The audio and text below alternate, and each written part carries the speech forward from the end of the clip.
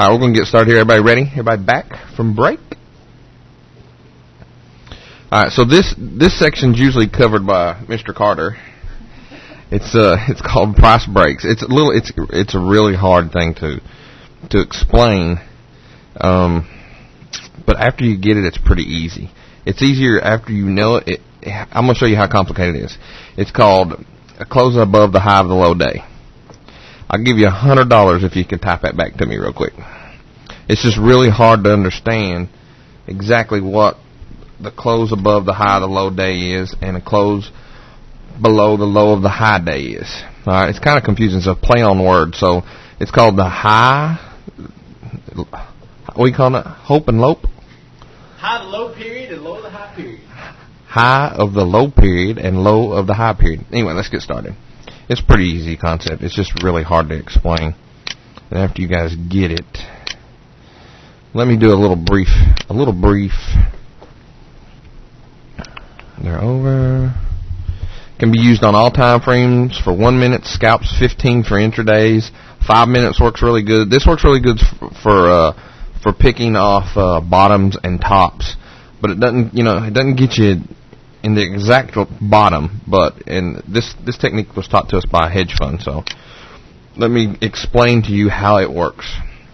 Okay, I'm gonna actually try to draw it. Okay, first. Let's say this is a bar chart, okay, and it's in an uptrend, okay, like this right here. This is a bar chart. This is the, let's say this is the high, and that's the low, okay. This is bar, okay, bar chart. All right, if you get a close on this next bar, like this, so this would be the high bar, okay? Is everybody following this? Really pay attention, because this is the hardest thing in all of our material to explain. This is the high day. Okay, high day. All right. This is the low of the high day, okay? If you get a bar that closes below the low of the high day, it's a sell signal. Does everybody understand that? It is a really hard concept to get. If I explain it wrong to you, it'll mess you up. Everybody give me yeses, and if I get one no, I'll go over it again, because it's kind of important, because it's how we do a lot of our swing trades.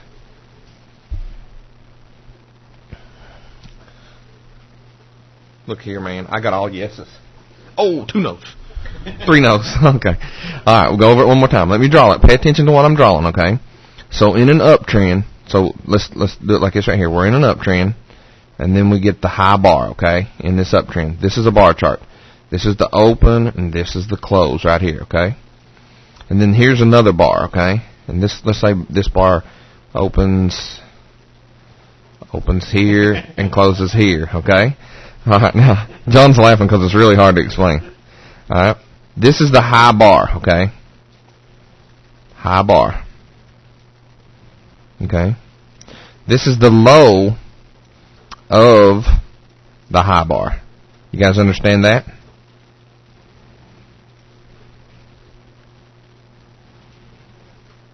So the ones that typed no, do you guys understand that? Yes. That's good. Okay. Now, I'm going to have to draw it one more time. Yeah, period, day, it doesn't matter. Alright, so now, if you get a close, let me draw my candles one more time, or my bars. If you get a close below the high of the low day, which is anything underneath this right here, okay, because that's the low right there, alright? If you get a candle or a bar chart that closes below the high of the low day, it is a sell signal, okay?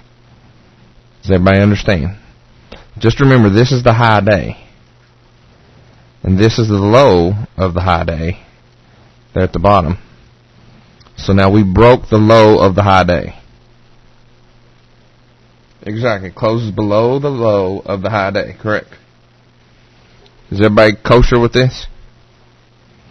Now I'm going to go over a long setup. Look here, man. Yeah, baby, all yeses. All right, now let's go over a long setup. All right. Now let's say we're in a downtrend. Okay. So now we're in a downtrend. Now this is the low bar. Okay. This is the low bar. This is the high bar. This is the high close of the bar, sorry. And then we have this candle or this bar that closes here. Now we've got a high above the low day. We have a close above the high of the low day. On this candle or this bar right here, we had price action that closed above it at the close. A close above the low of the, wait a minute. God, I'm even messing myself up. We had a close above the high of the low day, and it's a long signal, okay? Has everybody got that concept? All you're doing is just reversing it.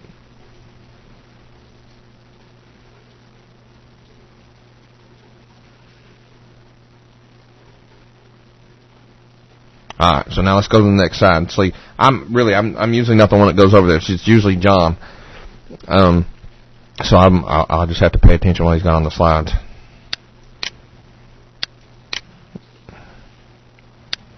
Let's see here. Alright, so here's an example. Here's the high day. Here's a real-time example now that John's got us for us here. So here's the high day. Actually, where's the high day? High day's right here. High day's right here. So when we get a close below that bar, which is this black bar, that's a short signal, and you can start, doing swing shorts.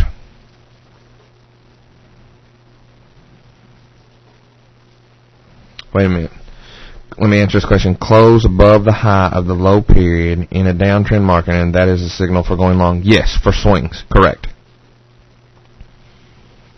Alright, so in this chart here, we've got a valid uptrend. We make a new high. Market rolls over, but on this bar right here, on bar number 1, so let's see, this is the high bar. High bar or high day, whatever you want to do, or high session. Then you get a little sell-off on this candle here. We'll call it candle number 2. Then on candle 3, we actually get a break of the high number 1 candle. So this right here is the low day. This is the close of the low day, of the high day, I'm sorry. This price action, if it closes below this, it breaks the low of the high day. So on this candle, you get short for swing shorts.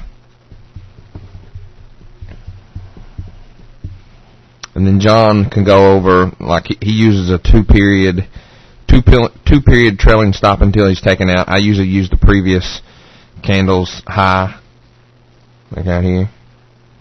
But he's using 2, so so for this example, he would be using that stop, which is almost identical. Okay. Is everybody up to snuff on slide 177?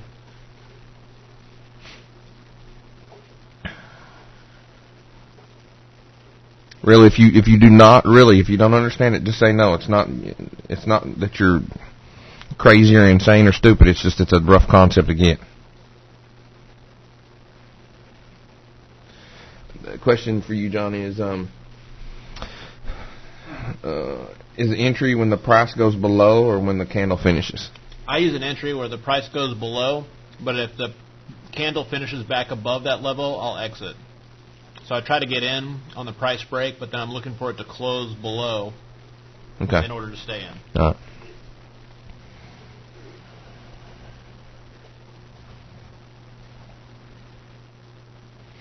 When do you use this technique? We use this technique in a lot of swing equities that we swing trade, and like a lot of newsletter plays, we do that too. But it's used. It's really trying to figure out when the market's making an intermediate low or an intermediate high, or an actual low or an actual high. This is just something that you really need to pay attention and follow. So here's another example. Let's go over it here. All right. So we're in a valid uptrend right here. Then boom, we get this high right here. Okay. So what we do is we mark the close of that bars right there. This is actually a whole lot like brick trades. if you follow bricks. You just mark off the one candle. Now, as soon as you get a close below the high of the low day, you go short at that. And you're using a 2 candlestick trailing stop. As it breaks, 1, 2. Then on this candle right here, you're moving your stop down to right here. Okay, at the mark 3. Okay, as it goes lower, right here, you can use a 1, 2 period right there. Does everybody understand the concept? You can actually use it based on. This is just a pure pattern. You can use it with other indicators if you want to, but I like using it just with a pure pattern.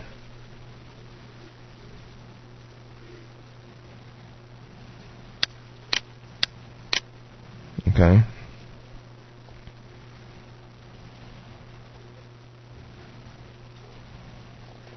So as you can see, there's points here where you had this was a long, this was a long, and this was a long. And these were all valid patterns. Just there was your downtrend, and then you got your close above the low, close above the high of the low day. And this is a valid downtrend. Then you get a close above the high of the low day here. All right. It is a little bit similar. It is a. I can't say the word either, John. It is about the same, but this is just pure price action and chart pattern recognition. I'm trying to go really slow so that I don't skip anything. Here's another one. All right. Let's go through. Let me roll through these charts because I'm not sure what John's got on them.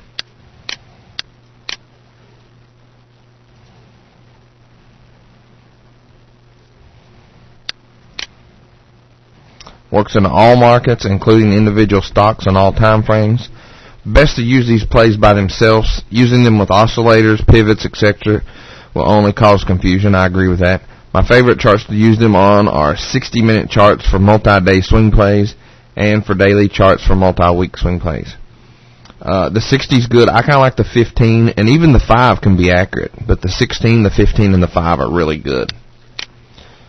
Alright, so that's pretty much on that one. And now I'm going to go straight to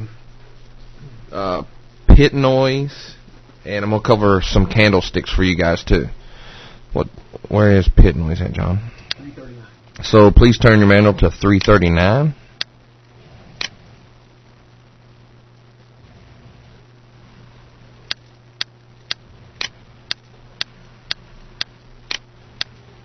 Alright, let me let the presentation catch up here.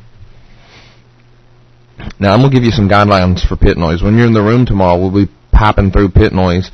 And I'm a real visual guy, so I have to have charts for the visualization, either time or sales or just regular charts.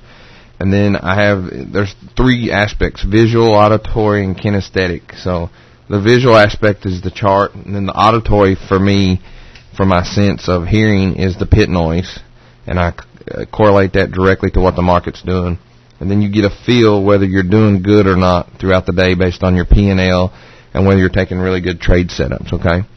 So here's when you're going to hear the pit noise tomorrow, and you're going to hear a lot of noise, and the main thing you want to focus on is the noise behind the guy, okay?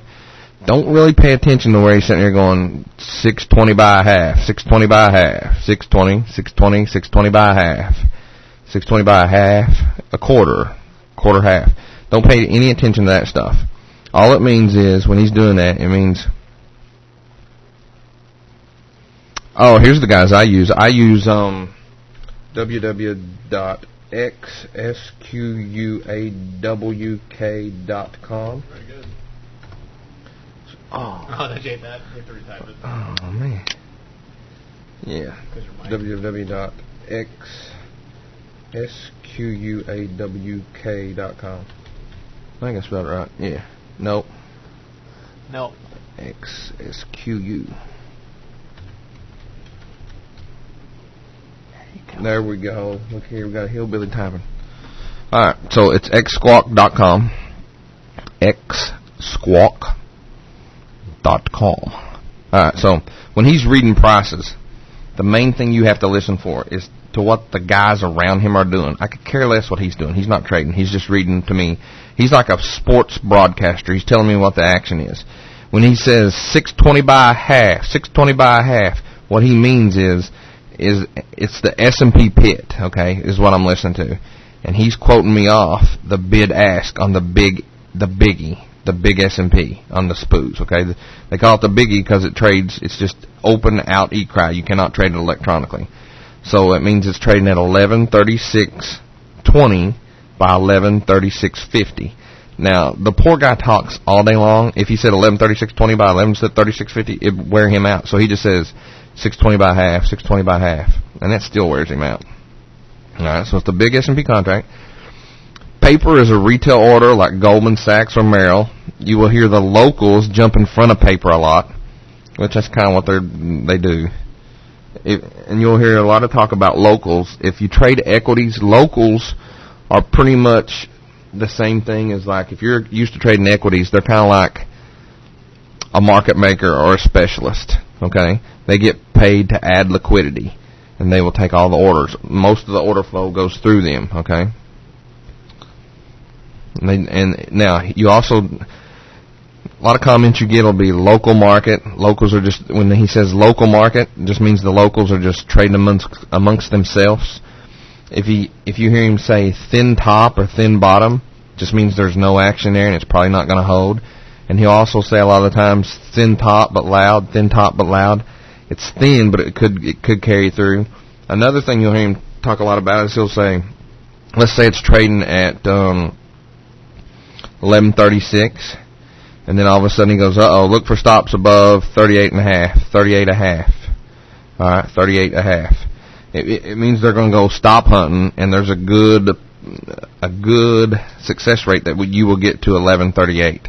So you can usually jump on that and ride it to 1138, and it will usually go higher. But it's kind of it's kind of hard to teach somebody how to do pit noise. There's a certain type of feel. It took me like 2.5 to 3 to 4 months to get used to it, and then after that I was hooked. Okay, and I pipe it through the trading room a lot. If you hear someone as being a scale-in buyer or a scale-in seller, pay attention, write it down on a notebook, or mentally note it in your head. He will tell you. He'll be like, Merrill has been a scale-in buyer all morning. They bought 400 contracts. Okay.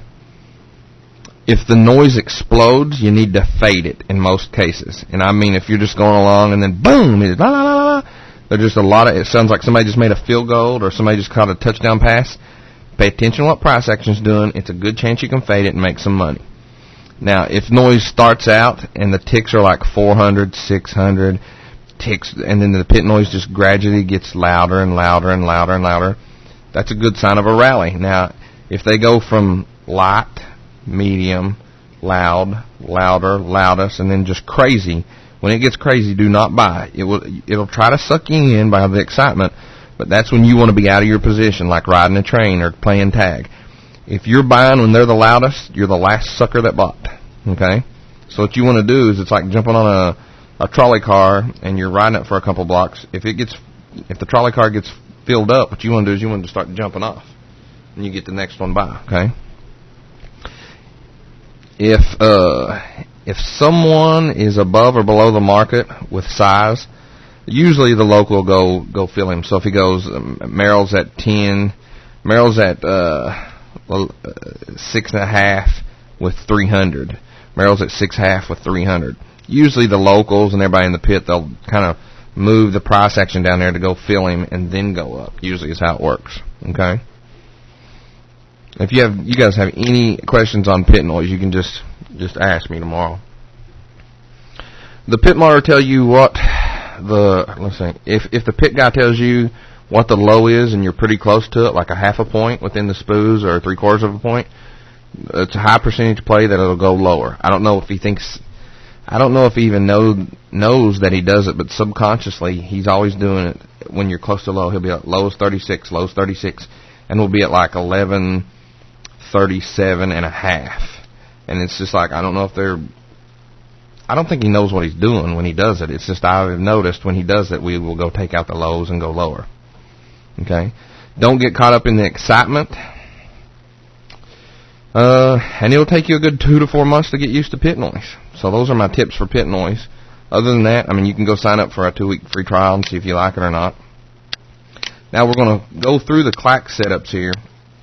We went through those yesterday, so keep on turning until you get to the candlestick part of it, which is okay,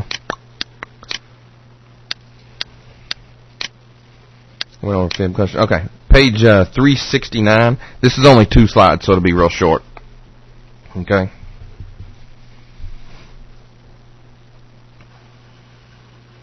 Let me let the thing catch up here. Alright. Candlesticks, how to use them for intraday trading. I use them on 2-minute charts, 5-minute charts, and 15-minute charts. I throw out 90% of the dojis on 2-minute charts just because they're not that useful because there's so many dojis. The patterns that I like for candlesticks are hammers, hanging man, shooting stars, bearish engulfing, bullish engulfing, dark cloud cover, morning star, evening stars, and dojis. Okay. Now, you can see on this 2-minute chart, look at all the dojis. There's so many on them on the chart that it's a little bit cluttered, so I take them off. There are some default candlestick programs in TradeStation. They're alright. I just had my own designed up, so it always labels it for me. So I don't have to go, is that a doji? Is that a hammer? Is that a bullish engulfing? And as you can see, like, there's a bullish engulfing, shooting star, dojis, bullish engulfing, hammer. Okay. So now here's a 2-minute chart without all the dojis on it. So as you can see, bullish engulfing, we went up here. So we've got a bullish engulfing here. The market went up. Shooting star, bullish engulfing. I really like the bullish engulfing. I mean, this is a bearish engulfing. Market goes down, 2-minute chart. Hammer, market rallies for a little bit. So they're pretty good. That's how I use them. But I just had it designed to where it actually just labels it on the chart for me. So I don't have to go, is that a hammer? Now, on the 5-minute chart, they work really good too. The dojis work a little bit better on the 5-minute, but this is just a 5-minute chart with my program that I had designed up where it labels me the actual candlestick patterns right on the chart. And as you can see, here's a bullish engulfing. Bullish engulfing. Bullish engulfing is a bullish sign, hence the name.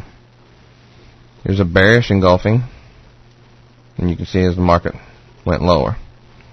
Okay.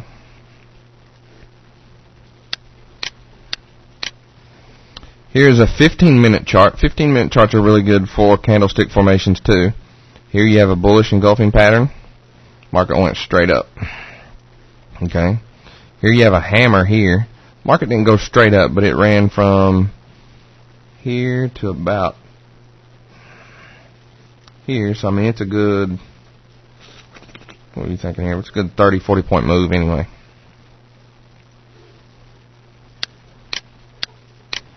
And that's it for my stuff. And now I'm going to put it on pause. Does anybody have any questions on the high to low day, the low of the high, the close above the high to low day?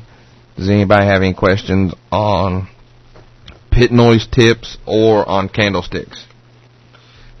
We do, Justin. Yeah, it's only like $99.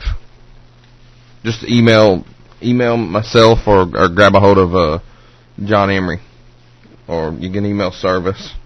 Go to page 161. Did you pause the Camtasia or no? Okay. Dude, grab the thing. Okay. Sorry. Sorry, dude. Do I need to pause Camtasia? Yeah, that's okay. No. One page what, sir? 161, please. 161. Oh, cool. It even shows you on the thing here. That's pretty cool. Yeah, that's why we use it. Okay. Why would the locals take the market down to someone else with size? Because 400 or 500 contracts is a lot of contracts. And they won't always do it, but sometimes it's like professional courtesy. You know, if you're speeding and you're a cop in somebody else's state and you flash the badge, you're like, hey, man, I got an order down here. Come in and get it. They don't always do it, but sometimes they do.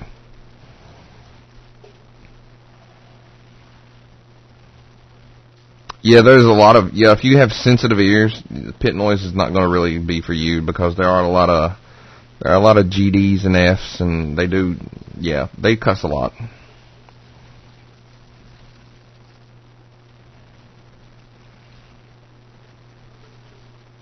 Who's the guy that says, Kevin, that's chunk? I mean, they don't cuss just to be cussing, but I mean, you'll pick it up, and sometimes where they're chit-chatting and stuff, and you do hear just regular conversations. It gives me an edge. Yes, I personally cannot trade without pit noise. And, like, sometimes my pit noise will go off, and I'll be like, okay, you guys, I can't trade. My pit noise is down. If I don't have the pit noise on, I don't feel like I'm taking a look at what the real market's doing. Okay?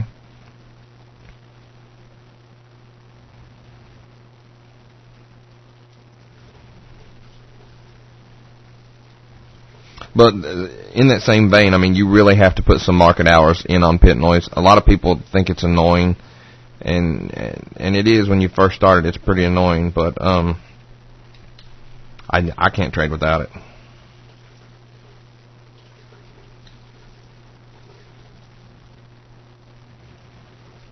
And I actually like, if everything else is not working, I can revert back to reading tape and listening to the pit noise, and I can actually trade amongst them. So, I mean, in some of the room trades that I do, it's based on pit noise, whether they're gradually buying or gradually selling, or if I'm fading a move or something.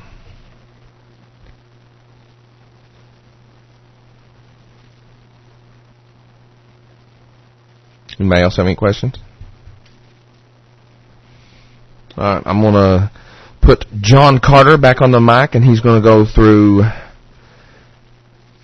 V9 herding the cattle swing plays using single stock futures. Thank you, sir. All right, we've just got 3 sections left to cover. Before I start single stock futures, I'm trying to figure out how much time to spend on this. How many people in here trade single stock futures or are interested in trading single stock futures? Because that will kind of help me figure out how much time to spend on this.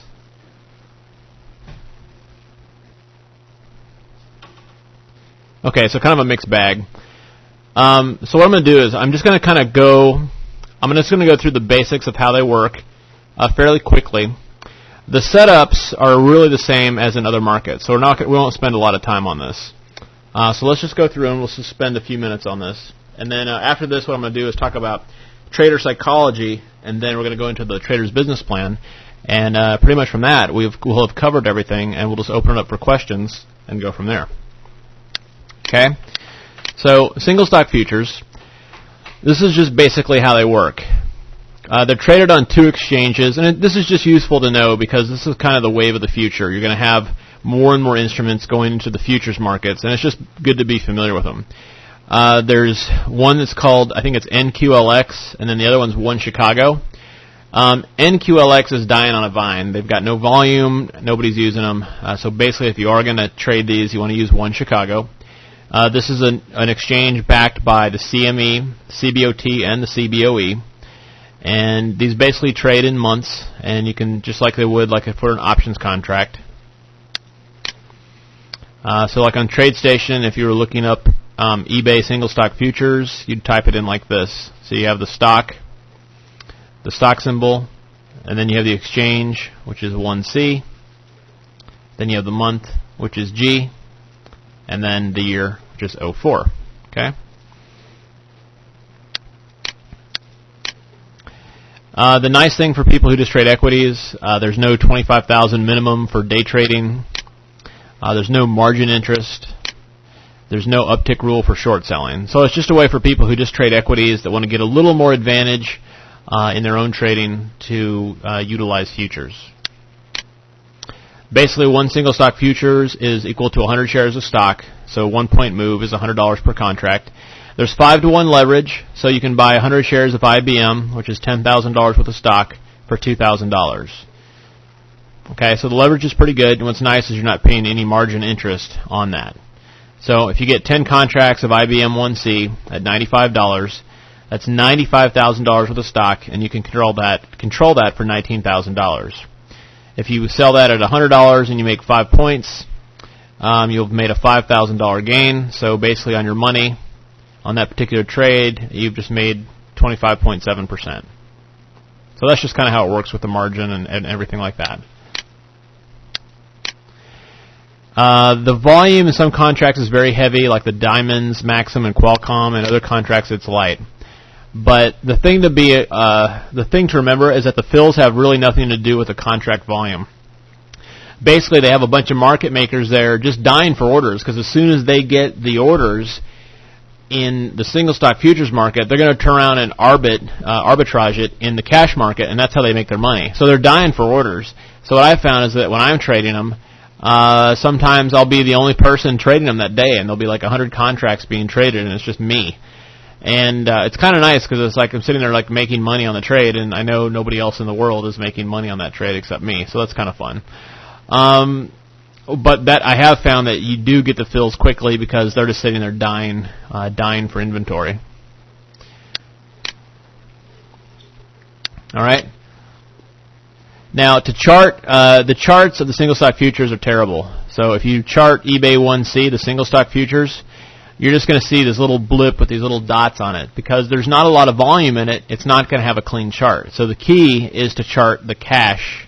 You want to chart the cash stock and then put the bid-ask of eBay 1C right below the chart. And this is what it looks like.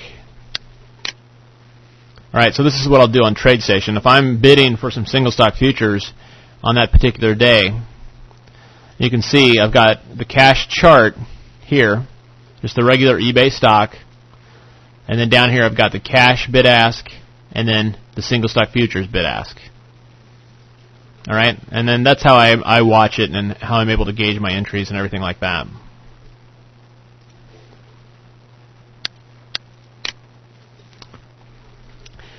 And then basically from there, and there's really no reason to go through a lot of this. I mean, this is all self-explanatory. You guys can read it. Basically, once you understand how the single stock futures work, we use the same strategies that we've talked about in this manual for single stock futures. A very good one to use with this is what Hubert was talking about earlier, about the high of the low day and the low of the high day. That's one of my favorite swing trading strategies, and that's a lot of what I do. The second strategy is just basically using the moving averages as ping-pongs. So if it falls through the 50, then it's going to move to the next moving average, which is the 100. And if it falls through the 100, it's going to move to the next moving average, which is the 200. And that's really all I do for swing trading. I'll sit there and see, if the monthly pressures and the weekly pressures are higher, then guess what? I'm going to focus on long trades. I'm going to focus on buying the breaks of the high of the low day. I'm going to focus on buying pullbacks to, the 50-day moving average, and then holding for a rally up to the 20 moving average. So it's real basic, but I just want to make sure that you guys that were interested in single stock futures, that you knew how they worked. Okay? Let me flip through these real quick and see if there's anything that stands out.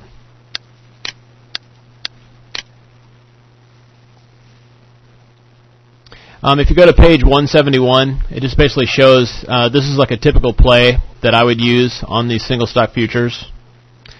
There's a question, would single stock futures be a good vehicle to trade Hubert's clack trades? Swing trade. Yeah, not intraday. And that's the one thing to point out with single stock futures is intraday, I don't really like them. If I'm going to be trading intraday, I'm going to actually go into and probably trade the E-minis. I'm going to be trading the Dow and the bonds and stuff like that. But what I like to do with single stock futures is I like to always be positioned in the market. So if what'll happen, actually let me go back to this chart. If you go to page 169 in your manual, this is a pretty good example of this. What'll happen is that I always just want to be positioned. And how do you be positioned in the market? Hey, you have a question here. Does Hubert have good conversion on KLAC when he shorts on an uptick? What's the conversion? You mean good fills, Justin? Is he talking about a synthetic put call married thing? No. I don't understand his question. Okay. Ask him to explain. We will get to that. The main concept I want to explain here real quick is that when let's see, let me move this up real quick.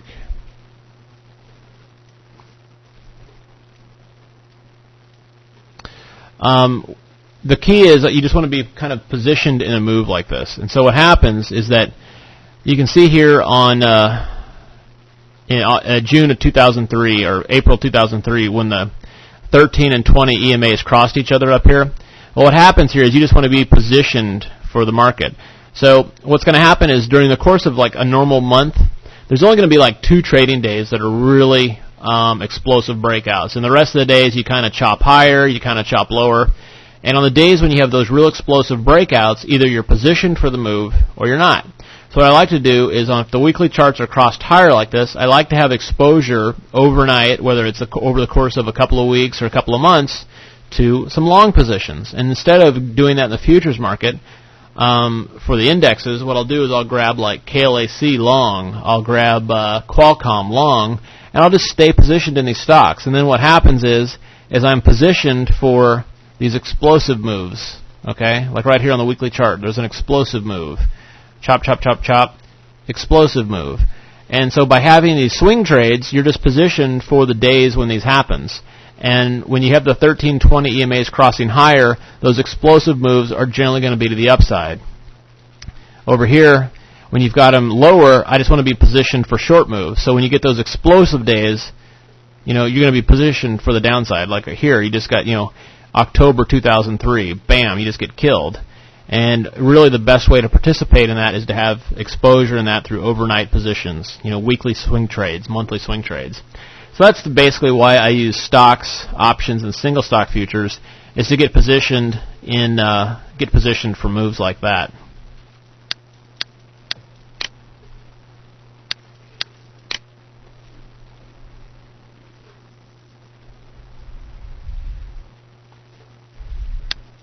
Yeah, I know, Justin. They used to have bullets, like with the married puts. They got rid of those. They may have other things that you can do with that. There's a proprietary firm on it. Okay. The prop firm.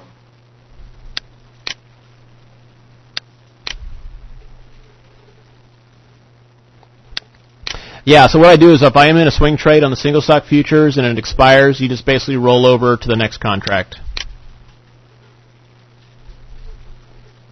Right, Bradley. Like on the weekly and monthly charts and the daily charts, I like to look at the 13 and 20 EMAs. And then when I'm looking at like a 5-minute chart or 15-minute chart, I like to look at the 8 and 21 period EMAs.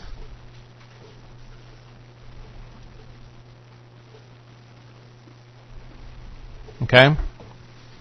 So that's really single stock futures in a nutshell. The rest of this manual just covers 2 plays that I do in the single stock futures, and so they're right there in front of you, and we don't need to go over those unless you guys have any specific questions about this. This is very basic stuff. It's not any new plays. It's just making sure that you guys understand how single stock futures work. All right. So, because what I want to do next is I want to make sure it's approaching 4 o'clock, but we still have 2 small sections to cover, and we want to go ahead and cover these today because it'll be easier than tomorrow. And what we've got is trader psychology and then a trader's business plan, which are very important. All right. So let's just jump to page 229, and we'll jump into trader psychology.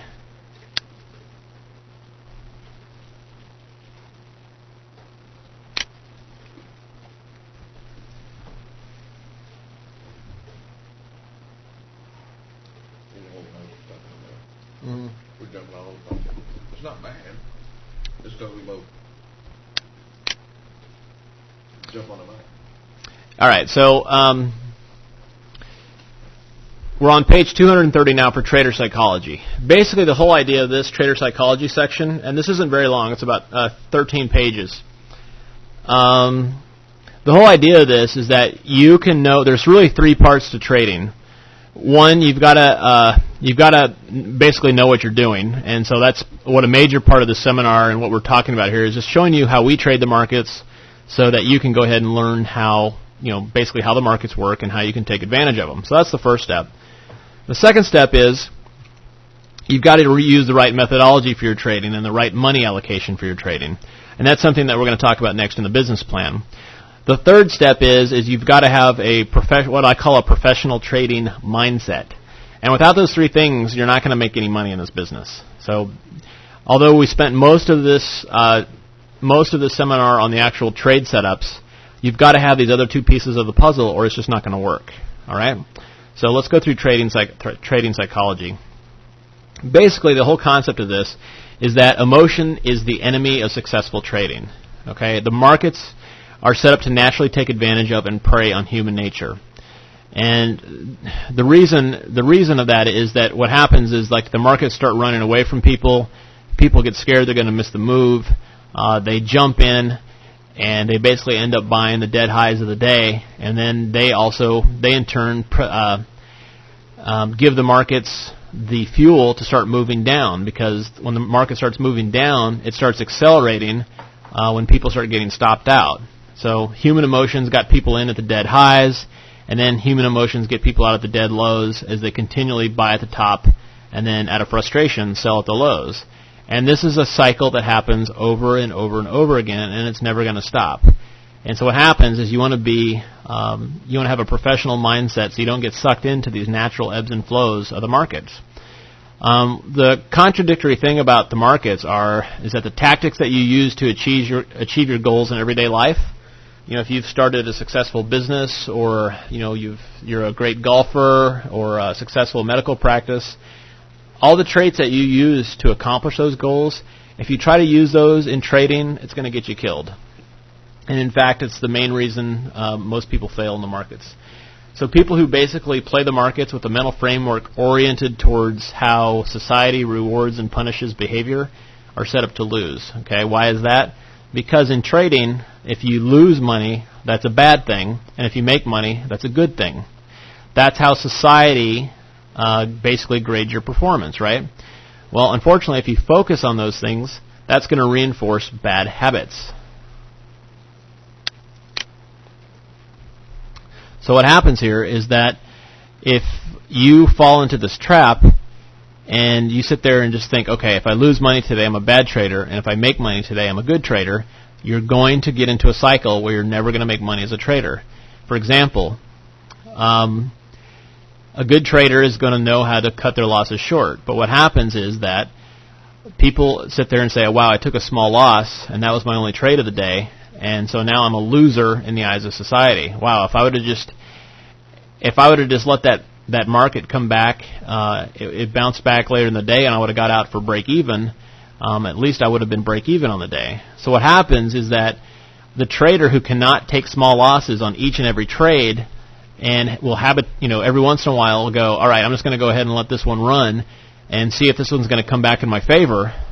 You're never going to make money, because that's going to be the trade that just ends up going down and down and down and breaks your account.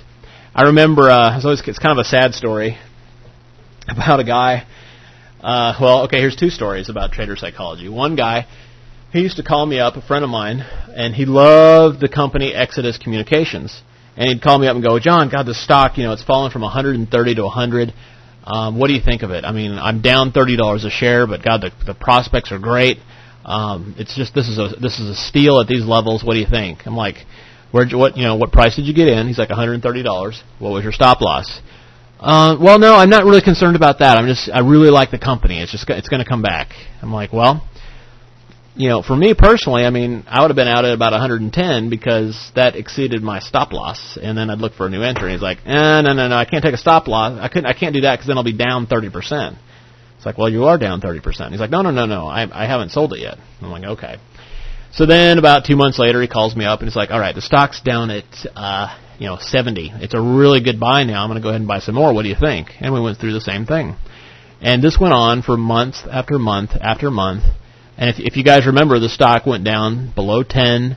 It traded around between $1 and $3 for about another 6 months, and then it went out of business. And this guy bought it at $130 a share, and he rode it into the ground. And the whole way down, he's asking me, what do you think? What do you think? And every time I'm like, this looks bad. This looks bad. But because he did not want to take a loss, he wouldn't sell the stock, and he lost all his money. All right? That's an example of something like that. So the first key is that you have to realize that part of your job as a professional trader is to take small losses. And if you are trading on Monday and you take 3 small losers in a row and you end up down on the day, guess what? You are doing your job as a professional trader And you are a successful professional trader because you stuck to the parameters of your trade and you took 3 small losers. That is what trading is about. It's about sticking to the parameters that you've set for yourself and sticking to the setups that you've decided to follow.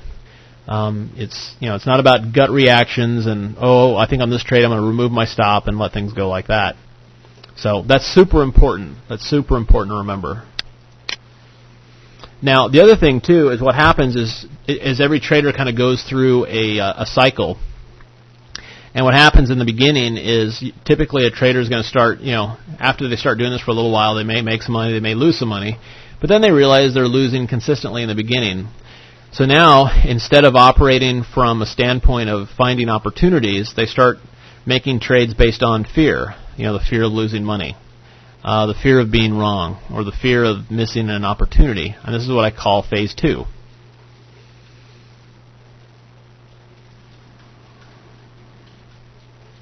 Bradley, right.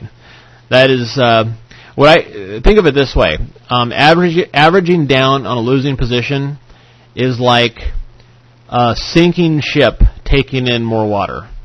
So you're in a boat, it's sinking, and instead of bailing water out of the ship, you're actually out in the ocean throwing water into the ship.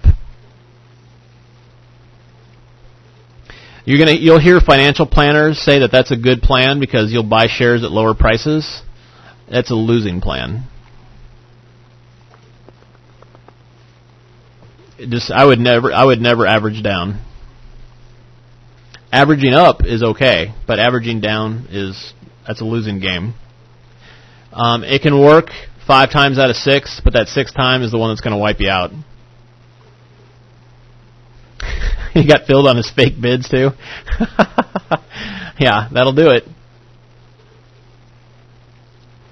One of the advantages that Hubert and I have had too is that we've been able to work in trading rooms with a lot of other traders, and we see these bad habits all the time. You've got one guy who's sitting there, averaging down all day and losing money. All these bad habits that just get reinforced, they just don't win in the end. Yeah, exactly. Dollar loss averaging. We have a joke we call a good till canceled. A good till canceled stop, if you guys remember, it's like this, GTC, which is good till canceled. I call it, for most people, it's good till close. Because what happens is the stock starts getting up to the target, and they'll call up and say, "Okay, I'm moving my sell order because it looks like real good." And that's another losing habit. I mean, you pick your parameters before you get into the trade, and then you stick with them. But for most amateur traders, it's a good till close. It's a good till close order. And what happens is it hits their target and then reverses and goes down, and then they average down and lose all their money. So it's just very important. So I was just talking about is up here, we were talking about, traders going through these different phases. And so the start of phase 2 is basically it's a fear-based trading program. Fear of being wrong, fear of losing money. And so what happens is you focus so much on not being wrong that you just start seeing bad setups and doing bad things. And so what happens in this case is that you get into a trade, and as soon as you get a small profit, you take it. So you buy the mini-sized Dow at 10,100, and it goes to 10,104, and you're like, oh, God. Even though the 5-minute squeeze just fired off, and you've got a screaming buy signal, you finally got 4 points, you're taking the profit. And then the Dow goes on and rallies. So what happens is you're taking 4-point profit, 4-point profit, 4-point profit. And then the one trade at the last trade of the day goes down 30 points, and you never take your stop. And you carry it home overnight, opens down the next morning, down another 30 points, and you cover in disgust. So you make 12 points, you lose 60. And that's kind of a typical thing that'll happen for traders that are in this frame of mind. And it's not fun, but you want to realize, if you feel this happening to you, you'll know why it's happening, and you can do something about it. Now, what will happen then is at this point, traders start realizing that, wow, okay, this trading thing isn't easy. So then they start going into phase 3 trading, and what phase 3 trading is, it's called the search for the Holy Grail. And they start going through and looking for that fail-safe indicator that's going to work on every market. And I just want to let you guys know that Hubert and I, after trading cumulatively for 27 years, we have found the Holy Grail, and here it is. Oh. Oh, you can't do it. You won't record the campaign, do you? No, it won't. Oh, that's too bad. Usually we can get we can get a CNBC guy to fly here, so we'll do this. CNB.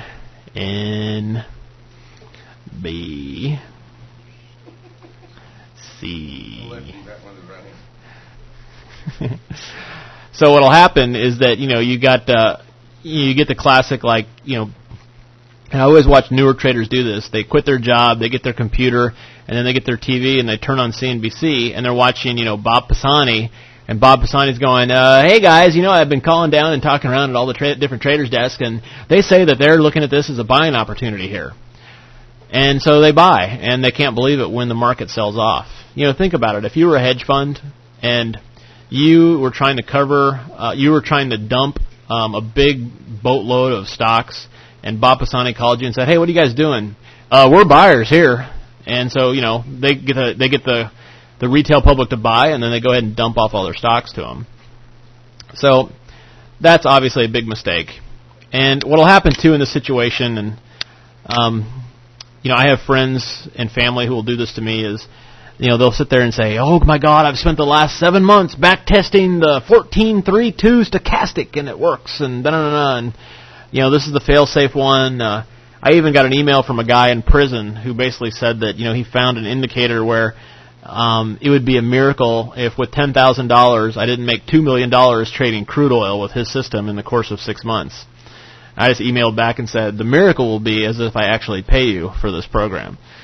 It's just stuff like that just doesn't exist. There is no holy grail. And as you can see, the thing that we've talked about, and that Hubert and I have talked about repeatedly, is that there's no easy answer to the markets. If you want to trade the markets for a living, you got to know how to first of all, you got to know how to read the markets. Then once you learn how to read the markets through those internal indicators that we talked about yesterday, then you have specific setups to take advantage of them. And then the key is to know during the day which setups to focus on. Do you focus on the long side or the short side? And that's where it all ties in together, and that's how you get an edge over other traders. So you'll have a bias whether to focus on the long side or the short side, and then you'll have specific setups with specific methodologies. You're risking X to gain X, and you're not breaking any of those parameters. And then that's the whole key to winning in this game for the long term. So some of the mental things that'll happen, and just kind of pay attention, because if you find yourself doing any of these things, don't be embarrassed, because we all do them, but just take note of them and be aware of this so that you'll know how to handle this. One of the things for me is I found that early on in my trading career, I was an impulsive trader. If I thought the market was going to go up, I'd go out and buy 100 OEX contracts. If I thought it was going to go down, I'd buy 100 OEX puts. So I found that by doing things like the pivot plays and limiting myself to like limit entries and things like that helped my trading considerably. So that's different things like that to consider. And that's what I found out when I was, kind of first starting out and first learning about my trading. So after this phase 2 of fear of losing, what happens then is here's the biggest enemy is if you've been around the block and you've been trading for a couple of years, your biggest obstacles now are going to be greed and euphoria. Okay? Greed and euphoria come a little bit later in a trading career. And what happens is, let's say you've got a $25,000 account and you're trading the mini-sized Dow and you're making $500 a day doing it. Okay? So it's a pretty reasonable goal.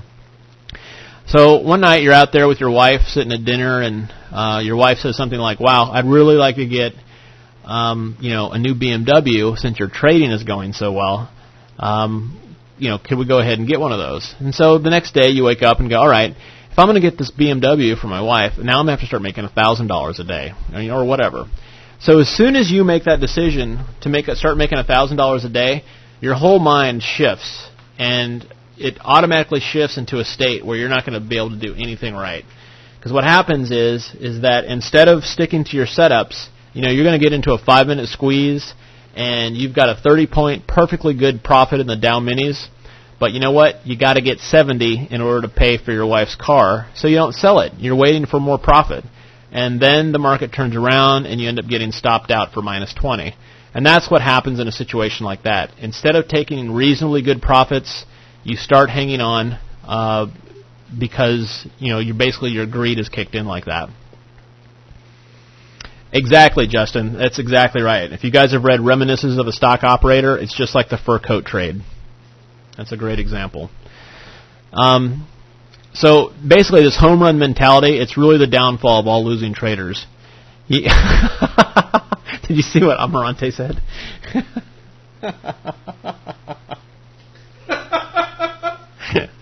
So we should just get the water. That's funny. That's a different seminar. Yeah, that's a real different. No, that's funny. The whole key then is just to remember, and the whole idea that we're trying to instill into you guys is that it's okay not to have to go for home runs. You know, base hits. You can make a living in this business on base hits.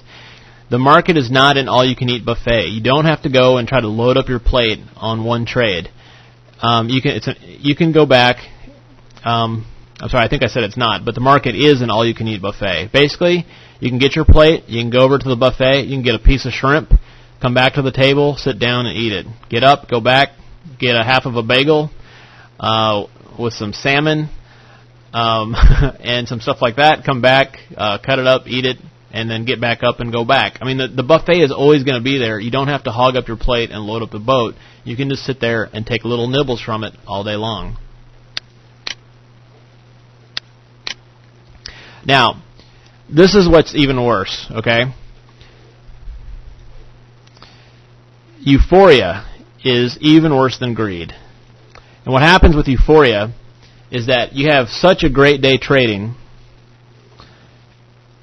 that you decide that you're basically the king of the world and you can do anything. Normally, let's say you trade 10 contracts.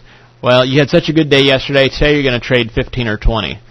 So you start trading double-sized contracts. And what happens is, guess what? If your daily loss limit is $1,000, that's the day you're going to end up with a $5,000 loss. A $5,000 loss. This is how to equate this. Just pretend like that you're in a marriage and things are going great. So you decide that to make things even better, that you're going to go out and start dating someone else as well. Now, I don't know about you guys, but if my wife found out that I was dating somebody else, I'd probably wake up with both my hands missing. I mean, it's not going to be something that turns out... Yeah. That's, Hubert said, not just your hands. The idea is that, this is trying to equate, doubling up on your positions like that is the same concept. I mean, it's going to really be a bad thing to do in a relationship, and it's going to be a really bad thing to do in your trading as well. And, right. Right, exactly. So the idea, and what we're going to go through next is the business plan, is that every time you do a setup, you want to know exactly how many contracts you're going to be trading for a full-size position, and you do not exceed that. So here's some of the things that, in my own experience, in working with Hubert and working with other traders, some kind of keys to the kingdom, so to speak. The first key is for successful trading is you got to set up your parameters before you place the trade. All right? Before you place the trade, you're going to be at your most objective.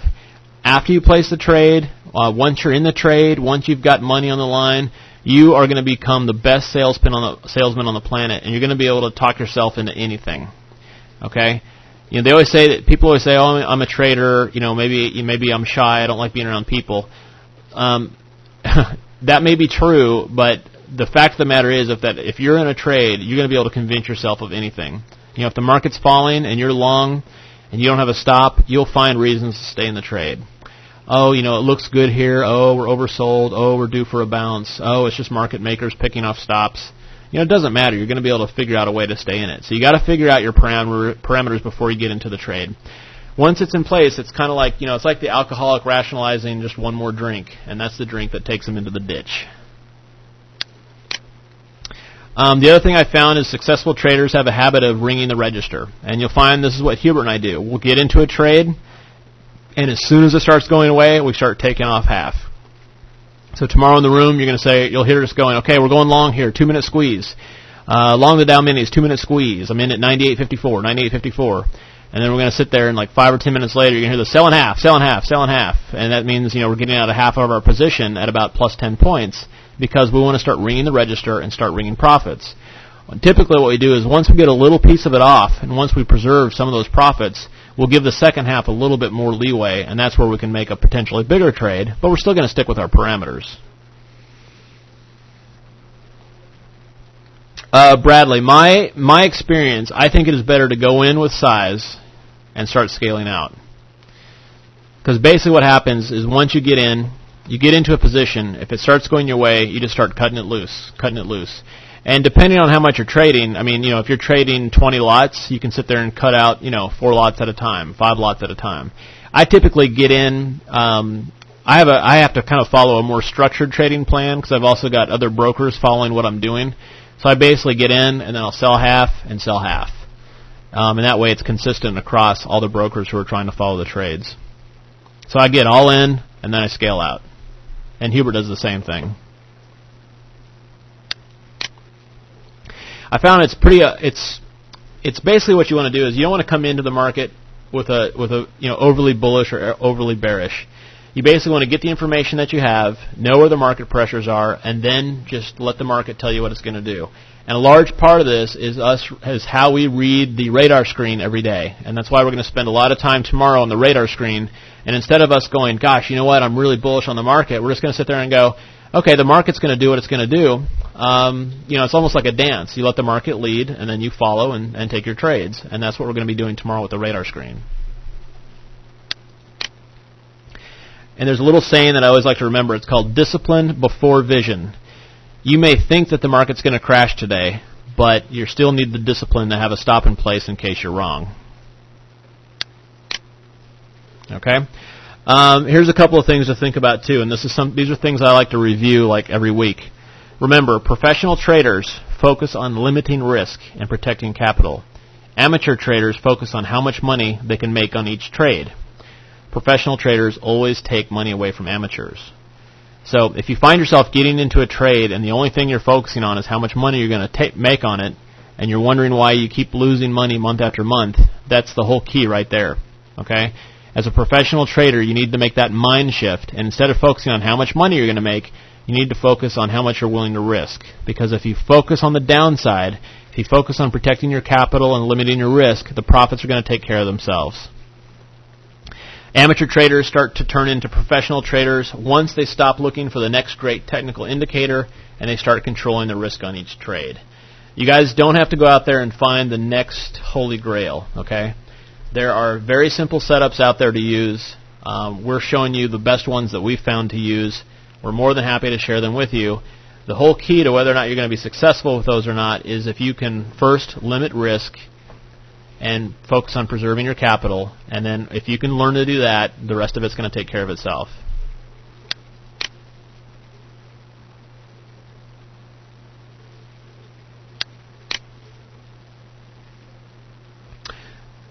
The other thing I found is that basically embracing your opinion leads to losses. And we have talked about this a little bit already, but if you don't have a stop in place and you sit there listening to yourself going, wow, well, they're just shaking out the weak hands here, or I'm staying here because the market makers are just fishing for stops.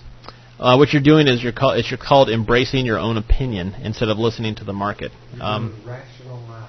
Yeah, this is rational lies. This is called being an amateur, and it's going to lead to a one-way revolving door called financial ruin. Okay, focus on limiting your risk. That's a huge key that a lot of traders never figure out.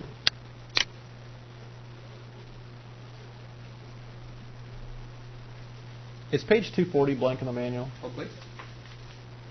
240? Yeah, because on here it's blank. No. That's weird. All right. Would you like to read it? Okay, never mind. I got it. It's just on here. It's just I got to do it twice. Okay. The other thing to remember, and you're obviously going to see kind of a repetitive theme here, is that professional traders actively take small losses, and they do so because they know it's their most important job.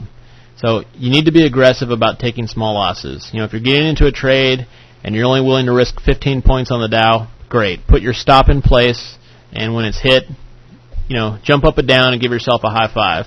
It's hard to do, but you're doing your job. If you get small losses, you're doing your job. I mean, really, after all, re-entry is only a commission away. As soon as you get out of a trade, you're going to be more objective, and you're going to be able to find a new entry. If you just sit there and rationalize a loser, your whole brain's going to get messed up. You're not going to be able to trade the rest of the day anyway. Amateurs resort to hope to save their trades. And what I've found is in life, hope is a positive and powerful thing. But in trading, hanging on to a trade based on hope is very similar to staying inside a burning car in the hope that the fire is going to go out. The end result won't be pretty. So if you find yourself hoping that a trade is going to work out and you don't have any parameters in place, it's just a heads up. You should just get out of the trade and reevaluate.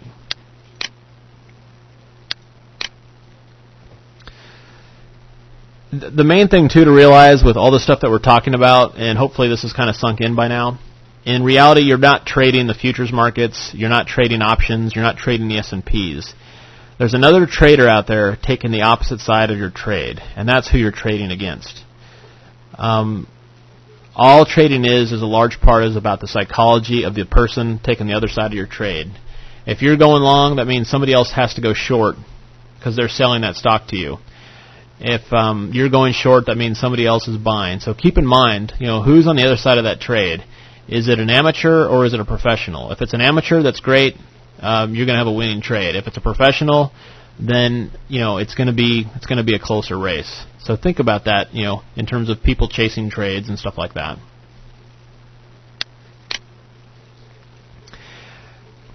I found that the most important step to becoming a successful trader is just learning how to accept a loss without any anger or frustration. It's just part of trading. It's not a big deal. And you'll hear Hubert and I in the trading room. I mean, we take small losses all the time. And it's like, okay, stopped out, next trade. I mean, we're not throwing coffee cups against the walls or anything like that because we don't let any trades go against us to the point where they'd ruin our account in like a single day like that. Yeah, no punching the walls, no slapping the screen. And the other thing is just knowing to have the discipline of knowing when to stop. If we have 3 losing trades in a row, guess what? We're done. We had 3 small losses. Obviously, we're out of sync with the markets that day, and we're done. Not a big deal. We'll move on and move on. Yep, it's just part of trading.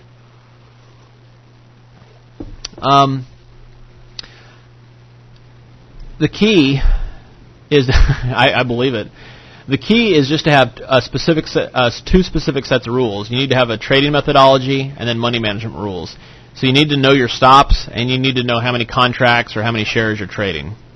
What happens then is over time is by following your rules, you learn to trust yourself. And once you learn to trust yourself, you can then focus on the market's opportunities instead of focusing on how not to lose money. If you trust that you're not going to let yourself blow out your account, then you can relax and just focus on the opportunities. And that's really the full transition for a trader there. The other thing, too, is really focus on developing your own trading skills instead of focusing on the money. When we're trading tomorrow and Monday, don't sit there and focus on trying to make $1,000. Focus on developing your skills. And, I spent 1 week with a guy and just said, look, all I want you to do is focus on getting stopped out. Your goal is to get stopped out on every trade. And he's like, what do you mean? And what happened was after doing this for a couple days, because he had a big problem of just getting into a trade and then trying to do it by feel. So every time he got into a trade, he'd place a stop. And at first I made him place really, really tight stops, like ridiculous stops, like 4-point stops in the Dow, quarter-point stop or half-point stops in the S&P. And he got stopped out like every time. And then I had him widen the stops a little bit. And then he started, having some trades work out and some that didn't. And finally, he got to a point where he got comfortable with it, and he saw the value in adding a stop. Because what happens is that it saves a lot of emotional energy that can be wasted when you're sitting there trying to figure out what to do with a trade. Remember, the markets are not out to get you, no matter what, even though some days it might seem like it. The markets are always moving. They're always moving up and down. They don't care what you're doing, and they're not after you. So you've just got to be able to get into a mental state where you're able to sit there and wait for the next opportunity. And that's one of the things you'll see us talking about in the room is that we're always constantly referring to, hey, there's nothing to do here. We're just waiting for the next opportunity. We're just waiting for the next opportunity. And it may be a couple of hours before we do anything. But that's the whole key. You just got to wait, be patient and wait for a setup. You just got to learn self-discipline, emotional control. And it's really not about being right or wrong. It's about following your trading plan. Okay? All right. We've got one last section here, the business plan for traders. I'm just going to pause the recording real quick because we've gone pretty long on this one. Let's just take a quick 5 minutes. If anybody needs to get a drink or anything like that, and we're going to just start plowing right into the business plan here. Actually, we're just going to do a quick 3 minutes, okay?